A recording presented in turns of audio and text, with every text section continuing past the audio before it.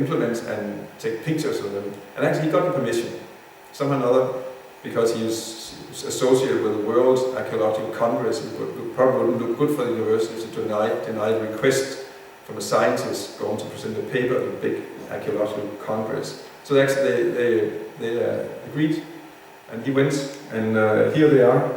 First himself. He's actually taking a picture of himself like this, so that's why maybe he doesn't smile so much. And so, serious. And but here are some of these stone implements found in the California mines, stored away in some warehouse owned by the University of Berkeley. So they do exist, they are there, and you see original reports and all that, and so on. Here's Table Mountain. Tutankhamun went also down there to look at. Here's a shaft to one of the old mines. If someone wants to do it, they can go and make further investigation in these old mines.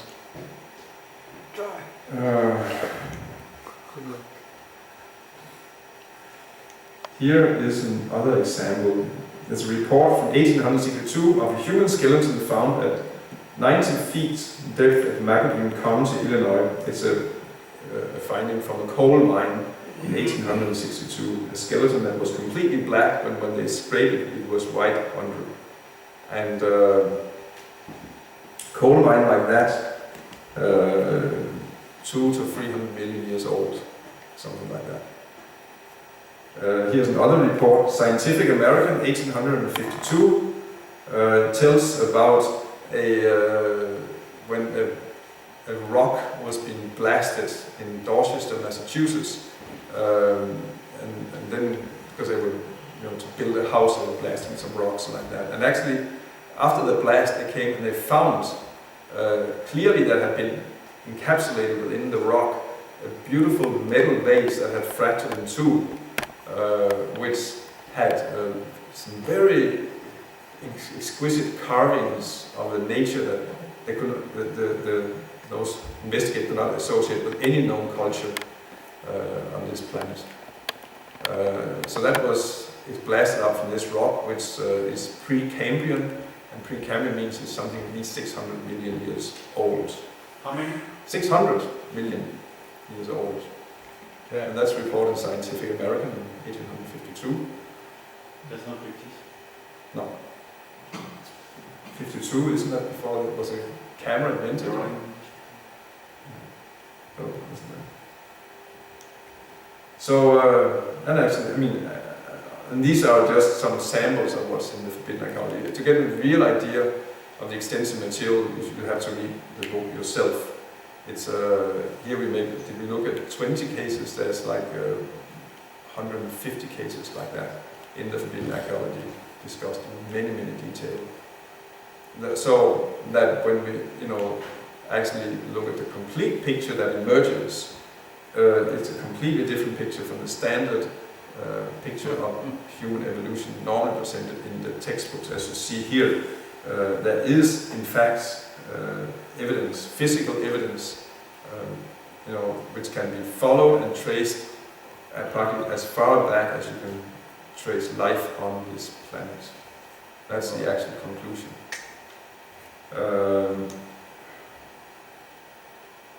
Yeah, and there's anyway. It ends here. There's some more questions. There's some more pictures, which you mentioned that these were like pretty like standard archaeology discoveries, like with flints and not. Could you mention some of the far out stuff? Oh, I mean there are some examples of gold chains and golds, golden things found in coal mines. Coal mines are coal mines is from the Carboniferous age, which is again something like, I think it was 150 to 300 to 400 million years back. And there are some, there's different instances. There's some old lady somewhere in Illinois like that. She, in a cold winter's day, she wants to, light the fires, it takes out a big piece of coal. It's too big to put in the stove, so she with an iron, it's called, big iron bar. She breaks the coal in two, and there's a gold chain hanging with it in each end in both the two pieces of coal. There's reports like that. There are some reports of some workers, going in quarries, quarrying, stenbrud, working themselves down, and when they're down in layers which must be millions of years old, they find stone foundations of buildings. There's some evidence like that. There are reports of walls, stone walls found in coal mines.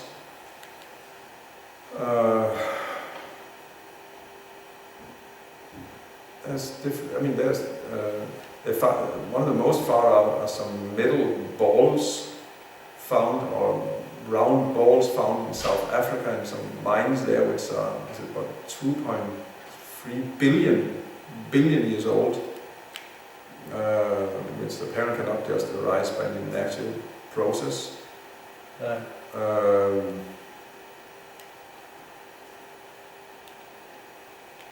It's there, but again, it's many of these are not reported in serious science journals and publications because scientists will not take it seriously. So you have to look for newspapers and magazines, public magazines, where these things are being reported, which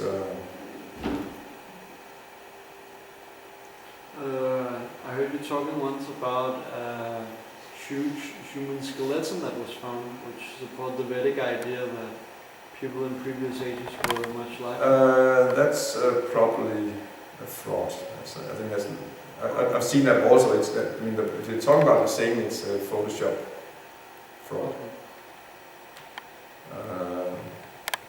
There are some evidence of it, of giants, not discussed here, and how credible it is. Someone has to look more into it. There are serious scientists who are looking at that. And in one sense, it also makes sense because actually most animals were much bigger previously. If you go back like a few million years back, then the animals that they found actually, that's their standards. Paleontology, they were bigger. They used to be bigger, the animals, now they're smaller. So in one sense it should not be controversial that humans were also bigger. But they just had the standard storyline they had is that we started from very small creatures and then we became these big advanced people that we are now. There is in the archaeologists mentioned this Neanderthals, isn't it? Yeah. And previously, there were different humanoids with like Rakshasas, where they said they were living in the north. Mm-hmm. So these Neanderthals, they're considerably bigger than Homo sapiens, or? A little bigger heads, bigger brains, that's for sure. They were, if you go back 100 years, they were considered ancestors to modern humans. That's not the case any longer. They would say they just diverged at one point, and actually what come up with the latest, what is the last few years when they have started being able to investigate DNA. They actually, from the first Neanderthal man was found in Germany in a place called Neanderthal.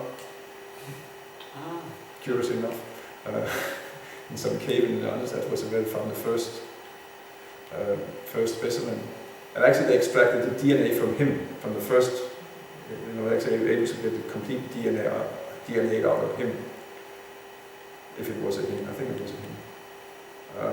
And actually when they started comparing the DNA, it turns out that actually we had a lot of DNA in common, Neanderthals and modern humans, which actually means they must be the same species.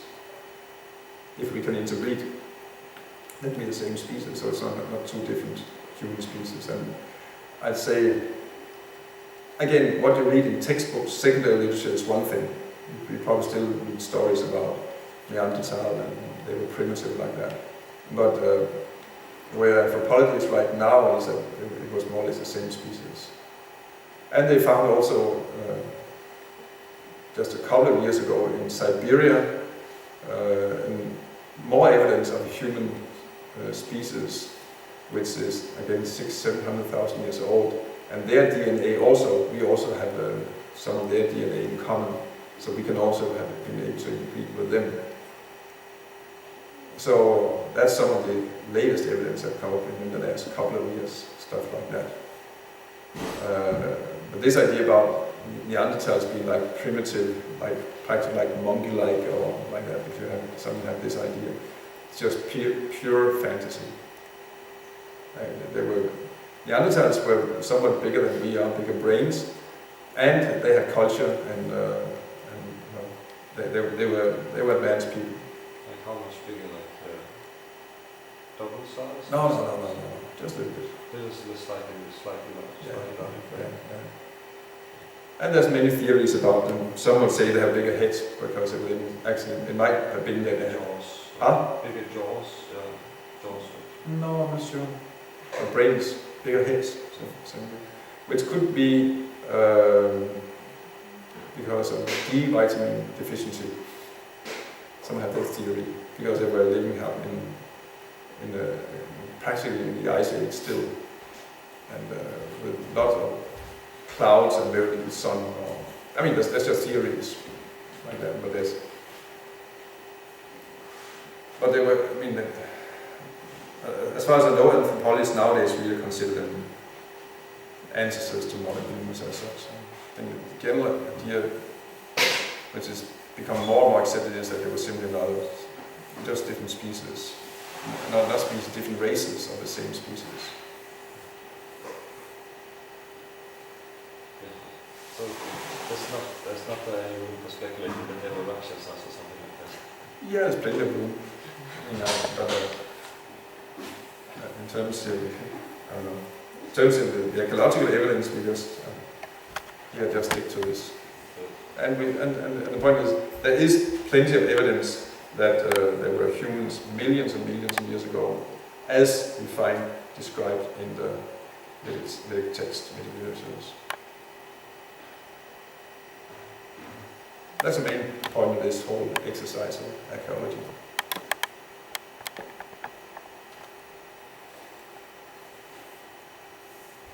Is there any, like, on a global scale, any propaganda made to make this mind-blowing information available to the public? Oh, many are working on it, yeah. Many are working to suppress it also, even more.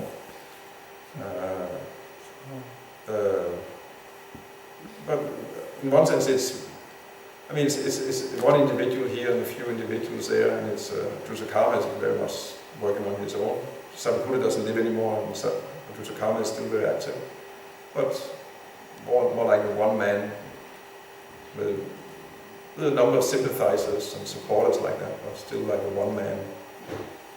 And there are also other who are questioning standard archaeology and history of humans and like that.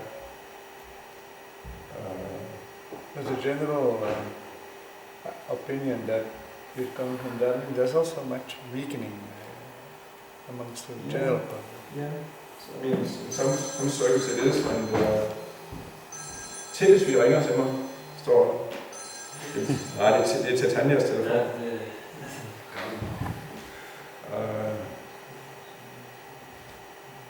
Yeah, I mean, it's a battle going on. So you see, some are, in one sense, Darwinian propaganda is increasing, and you can find in mainstream, like nature, science, like that. It's just Darwin only, nothing else. And they publish articles like that. There's no question. There's no serious scientists will doubt evolution, doubt Darwin, and also, when they cite the evidence of human evolution as one of the best documented gradual evolutions uncovered and like that. That's going on. battle is not won, it has maybe just begun.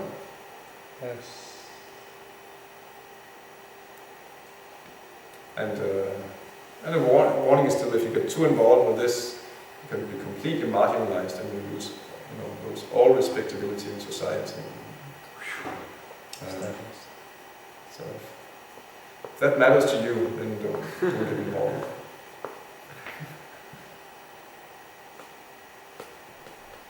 John? Wasn't it that when you were here in Aarhus and wanted to make some lecture with Lalitanatha Prabhu, that there was also someone from the university making some... Oh, the last time was here in 2009. Yeah, it was really fun.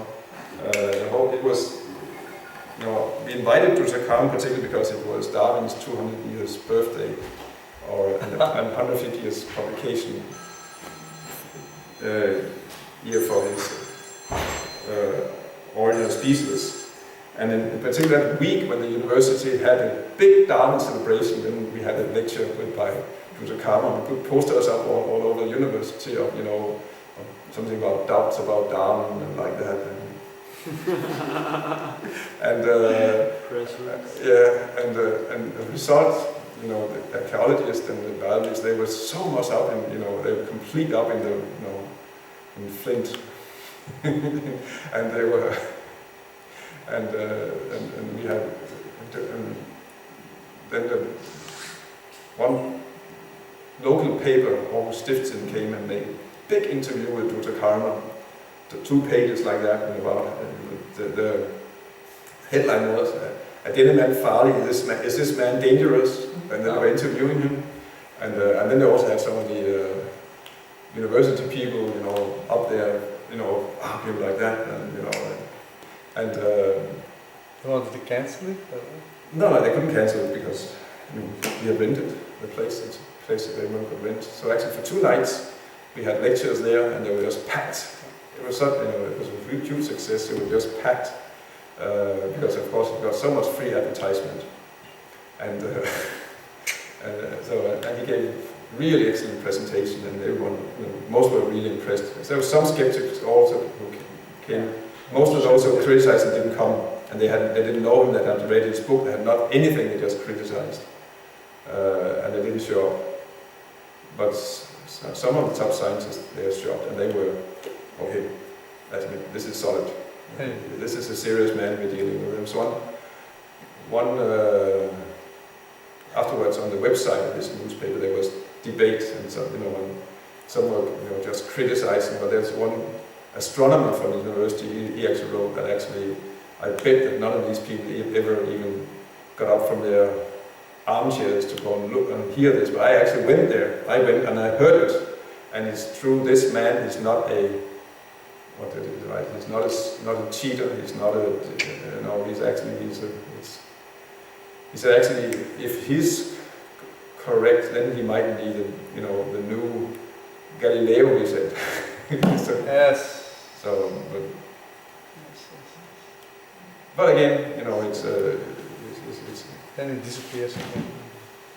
the easiest thing is just to ignore it. Don't talk about something else. That's basically, that goes on. That's what goes on. Then, but again, it's something that it takes a generation or 2 or 3 to break through, if it will happen. At least we should be clear. I'm giving these presentations mainly for ourselves, so we are clear actually, so we're not confused. So we can, when others come, we at least are convinced about that. What we are representing. Ultimately representing the Veda, Bhagavad Gita, Bhagavata, like that, which has many far-out information. So if we have doubt about it, then how can we present it?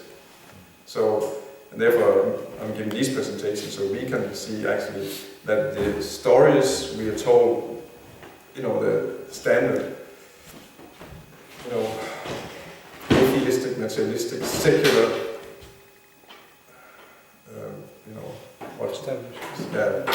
standard ideas, they're not so solid and strong as you might think. Okay, if you want to doubt what's in Vedas, that's fine, but then you have to go, apply our doubt equally also. And if you do that, actually you see a lot of, mainly what we hear in terms of evolutionary ideas, which are the prominent idea about how life has arisen, is very weak actually, including about human origins. It's very strong evidence, as I say, for actually, and a Vedic idea at least. I mean, of course, this we're doing here is we're not proving what is in the Bhagavatam. We're just showing evidence that is that doesn't contradict it, basically. Because you cannot prove it. How can we prove precisely? Vedic history is millions of years old. It's not possible. By taste? By tasting it. Yeah. Right, I think we'll... By your